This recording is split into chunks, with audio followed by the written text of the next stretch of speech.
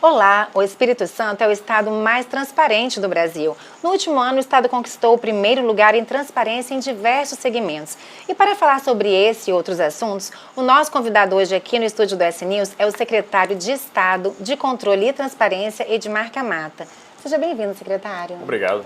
Secretário, como foi esse caminhar, para essas conquistas? Em 2019, assumimos o governo com o Estado em 8º lugar, na avaliação do governo federal em transparência. E de lá para cá, um dever de casa grande foi implementado, mesmo com a pandemia, mesmo com todo esse desafio. Entregamos, nesse momento, aí, um Estado que é o primeiro do Brasil em todas as avaliações de transparência. Então, a gente está falando de organismos públicos, como, por exemplo, a Controladoria Geral da União, que faz uma das avaliações de transparência mais conceituadas, o Espírito Santo é primeiro lugar, e outras avaliações de entidades de terceiro setor, como, por exemplo, a Open Knowledge Brasil, uma rede mundialmente conhecida, e a Transparência Internacional, que é uma entidade presente em 110 países, que ela procura boas práticas para que sejam repercutidas em estados e municípios. Então, essas 3 avaliações são as principais, que medem questões diferentes. O Espírito Santo é o primeiro em todas elas. E eu achei um dado interessante, O Estado, ele também conquistou a marca de mais transparente nos dados de vacinação, nas informações sobre a pandemia e nos gastos emergenciais, Por que, secretário, essas conquistas são importantes, O que levou a gente a conquistar aí essa marca? Legal, Priscila. Quando a gente vai ver as nações mais desenvolvidas do mundo, os países nórdicos lá, Suíça, Finlândia, Noruega, a gente vê que a transparência é a base dos governos para que o cidadão tenha confiança nos governos. Então, estar em primeiro lugar de transparência, por exemplo, durante a pandemia, e aí eu posso citar um lema da entidade que fez essa medição, essa avaliação, que eles falavam que dados abertos ajudavam a salvar vidas durante a pandemia, E é isso mesmo, O Espírito Santo conseguiu vencer a pandemia, primeiro com um trabalho importante, um trabalho diário, entregas na saúde, um acompanhamento diário do próprio governador, durante a pandemia, mas também com transparência. E eu digo isso porque o painel que foi lançado, numa tecnologia chamada BI, é o Power BI, é um portal que, em primeiro lugar, não teve custos extra para o Estado, foi desenvolvido em casa mesmo, mas foi desenvolvido com a tecnologia mais avançada que existe hoje para compartilhamento de dados em tempo real. Então, a classe médica, por exemplo, os cientistas que estavam fora do Estado, eles podiam acompanhar em tempo real como é que estava o andar da doença, a disseminação da doença por bairro, por classe, por idade, por faixa etária, e as comorbidades, a morte das pessoas com comorbidades. Isso ajudou o Estado a fazer um planejamento de atendimento na saúde, e inclusive de investimentos. E isso que rendeu ao Estado também duas primeiras colocações na avaliação da Transparência Internacional, que mede transparência dos gastos durante a pandemia, e na avaliação da Open Knowledge Brasil, que media o compartilhamento das informações da pandemia com a sociedade. E eu percebi também que esse portal, da transparência, ele também de muito fácil acesso para a população também, Para a população, e hoje em dia uma característica importante, e esses primeiros lugares do Espírito Santo, eles nos alçam assim para uma amplitude maior, nacional. Eu estou agora na condição de secretário também como vice-presidente do Conselho Nacional de Controle Interno. Então é interessante por quê? Porque o Espírito Santo passa também a refletir para o país o que a gente entende por transparência e boa prática, Então quando a gente fala, por exemplo, de portais de transparência, hoje não é só publicar dados, Existe um grande desafio que é transformar dados em serviço para a população.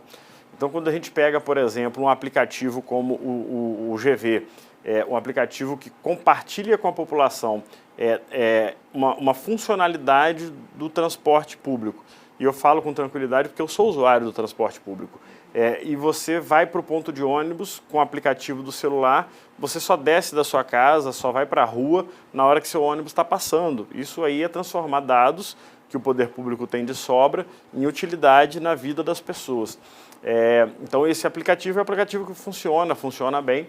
Ele apita, ele alarma para você ir para o ponto de ônibus na hora em que seu ônibus estiver passando. Quem não utiliza ainda, vale a pena utilizar esse aplicativo, a gente pode até colocar o serviço, a informação depois, porque ele permite às pessoas terem um acesso mais facilitado sem precisar ficar na chuva, no sol, né?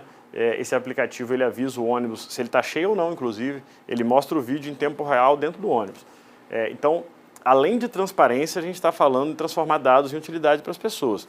Existem outras formas de fazer isso. Quem quiser baixar um aplicativo também chamado Menor Preço Brasil, Menor Preço Brasil é um aplicativo que funciona com dados das notas fiscais emitidas no Estado, em que você pode também acompanhar em tempo real o preço de venda de vários produtos. Vou dar um exemplo, eu saio daqui e quero comprar fralda para o meu filho. Eu jogo nesse aplicativo fraldas, coloco até a marca que eu quiser, e esse aplicativo vai mostrar quais os supermercados ou farmácias, por exemplo, que venderam aquela fralda com menor preço. E eu vou direto onde tem o menor preço, eu não preciso ficar procurando, rodando supermercados, por exemplo, para pesquisar. Isso funciona com tudo, funciona para farinha, para feijão, para combustíveis, né? E para cerveja até também, quem se for o caso, né? Bacana, secretário. E o Estado também, secretário, ele avançou na transparência ativa, né? O senhor poderia explicar para o pessoal de casa o que é a transparência ativa e também a passiva? Perfeito. Transparência ativa é tudo aquilo que tem que estar disponível no site do governo, por exemplo, né? Para que o cidadão possa ver sem ter que pedir nada. Então, assim, a Lei de Acesso à Informação, que dia 16 de maio agora completa 10 anos, é uma data muito importante. O Estado está preparando sua política de dados abertos, que é algo muito novo para lançar, para comemorar e confirmar o interesse do Estado em ser o maior defensor do acesso à informação pública. Então, transparência ativa é aquilo que tem que estar disponível. Nisso, o Espírito Santo hoje fornece todos os dados que a lei exige, por isso que ele é primeiro lugar. E transparência passiva é aquilo que não tem obrigatoriamente que estar ali, mas que o cidadão tem direito a pedir, né? Então, eu quero acesso, por exemplo, a um processo de compra de determinado bem para um hospital público, né? Bom, a Lei de Acesso à Informação não obriga os poderes públicos a disponibilizar cópia digital de todos os processos que existem, até porque são milhões, né, de todos os governos, em tempo real. Mas eu posso pedir um processo que não seja sigiloso, então isso é transparência passiva, é o que eu peço, normalmente por meio de canais como o ESIC, como a ouvidoria, né, e nisso, mesmo durante a pandemia, a gente conseguiu também uma entrega muito bacana, que reduzimos o tempo de atendimento ao cidadão nas ouvidorias, que em 2018 era de 35 dias. E a gente, durante a pandemia, por exemplo, mesmo com uma quantidade gigantesca de pedidos, o Estado atendeu o cidadão não em 35, mas em 9 dias. Né? E a média nossa agora é 12. Então, assim, é um número muito bacana e que reflete essa prioridade da gestão do governador Renato Casagrande em atender o cidadão com rapidez e permitir o diálogo e a crítica, inclusive, que é sempre bem-vinda para construir instituições mais fortes. Com certeza, é essencial mesmo. Vamos falar agora, secretária, de combate à corrupção, né? No último ano, o Espírito Santo se consolidou como o estado mais efetivo na aplicação da lei anticorrupção, né?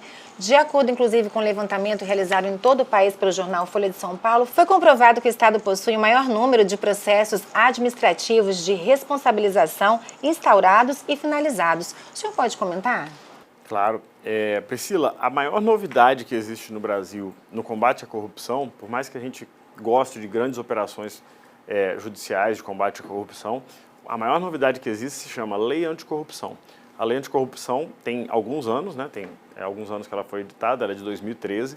Ela permite que o poder público combata a corrupção na sua essência, né? É pegar uma empresa que está envolvida em alguma irregularidade e o próprio poder público punir essa empresa.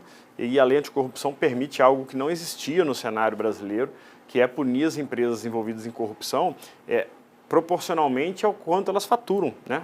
Então, a multa é de até 20% do faturamento.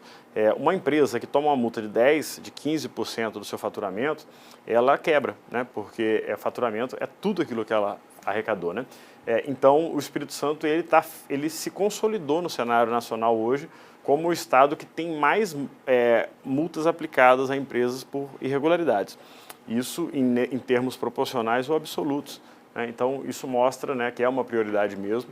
E vou dar um exemplo, durante a pandemia o Estado não parou, durante a pandemia o serviço público não parou e foi justamente quando o Espírito Santo se consolidou no ano de 2021, né, no ano passado, como o Estado que mais puniu empresas por corrupção, mesmo com o Brasil parado, né? Os processos administrativos de responsabilização, as decisões saíram tirando do mercado de fornecedores públicos empresas que não deveriam estar ali.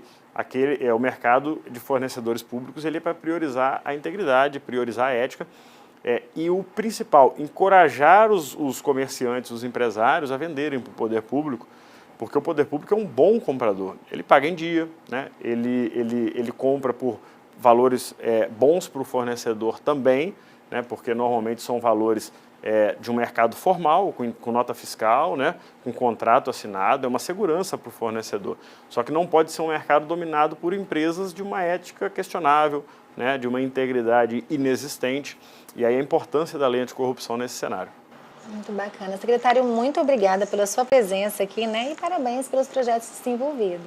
Satisfação é nossa poder voltar sempre aqui com essa equipe e divulgar, né, o que o Espírito Santo tem de bom, porque a autoestima do capixaba é importante para que a gente tenha também o poder público podendo sempre atender e trazer boas notícias. Com certeza. Obrigada.